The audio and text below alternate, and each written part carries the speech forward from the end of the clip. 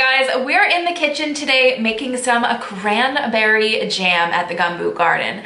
I'm April and I want to thank you for joining me. So let's get to it. Jam is quite easy to make. You typically only need your fruit, sugar, and pectin if you want to add that in.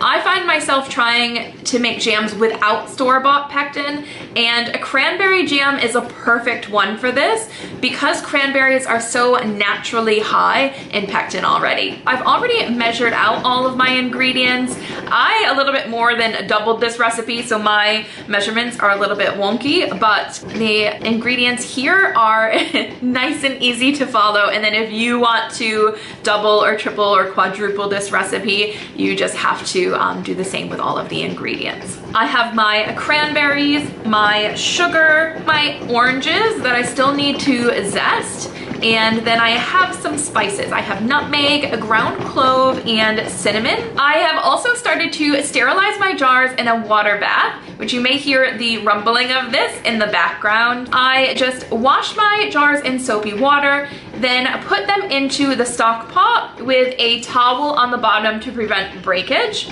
And I fill the pot up with warm water until it reaches about 1 inch above the tops of the jars.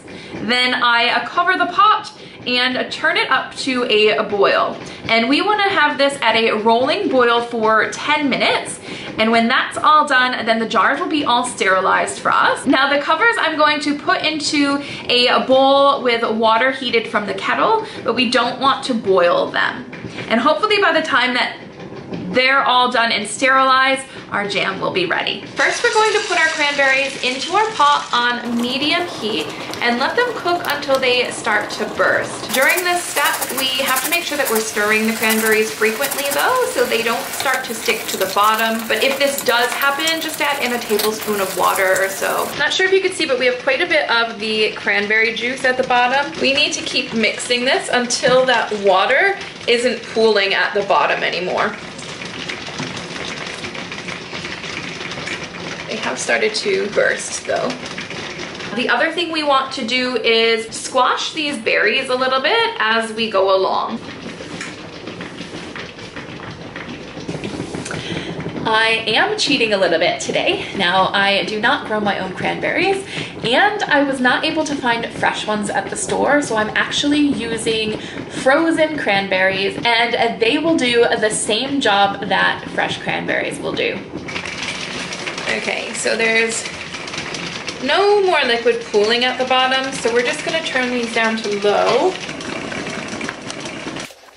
At this point, you can use an immersion blender or regular blender to further break down your cranberries, or leave them as they are if you'd like a thicker consistency.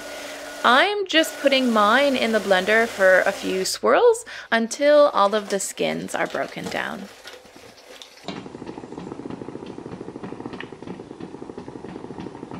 All right, with the cranberries back in the pot on low, we're just adding in our sugar, orange zest, and spices, and we're mixing it all together.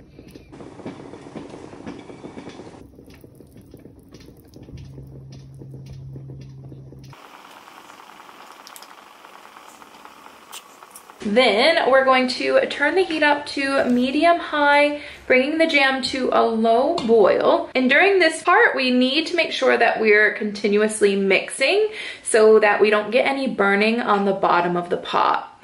And we're going to keep it here at this heat until we get the thickness that we're looking for.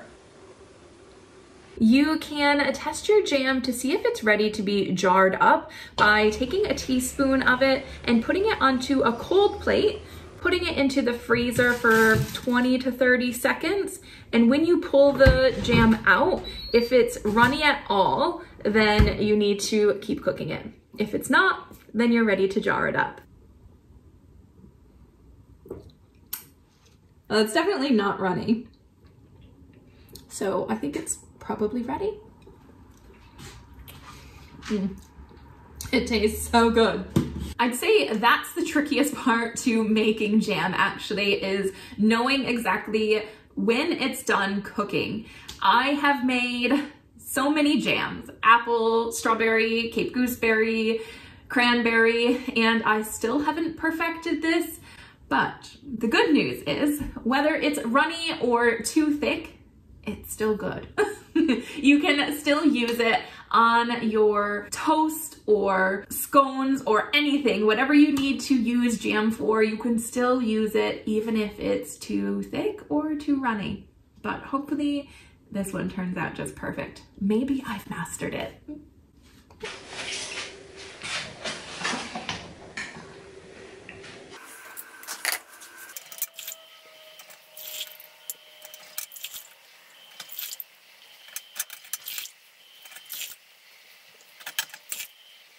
I've set my hot jars on a towel just to make sure that the cold surface doesn't crack the hot jars, and I'm filling them up. Just make sure that when you do this, you leave 1/4 inch of headspace at the top.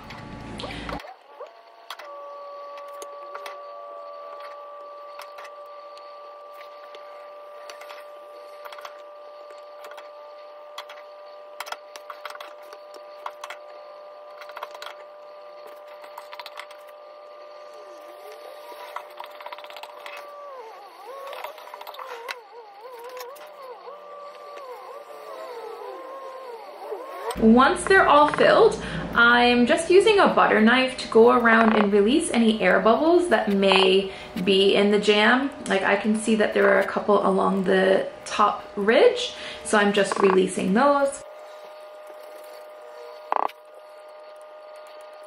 Then I'm cleaning off the rims with a bit of white vinegar on a cloth and putting the covers on.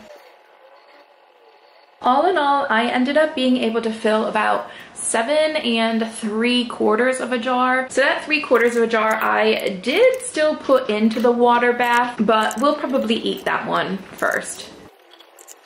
Once all my jars are filled and sealed, I just put them into the water bath, turn it on to boil, and when it comes to a rolling boil, I'll start my timer for 10 minutes. Then we'll turn off the heat, let them set for another 10 minutes to let the water kind of cool down. And I'll put them on a towel and just kind of wrap them up in that towel, making sure that there is a little bit of space in between each jar, and just keeping them warm and cozy for about 24 hours until the jar is fully cool. And hopefully during that time, we'll hear some popping of the jars kind of sealing down. And we'll test this later on or tomorrow just to see the tops. When you press on them, they should be quite firm and suctioned. If you can kind of press on them and you hear the like clicking of the top moving up and down, then they have not sealed and you need to eat those first. But otherwise, if they are sealed, they'll store in a nice, cool, dry place for a year, maybe even longer. So there we have it, all of our jams sealed in the water bath. This one here, it does have the unsealed top, and that is because I have already given it a taste.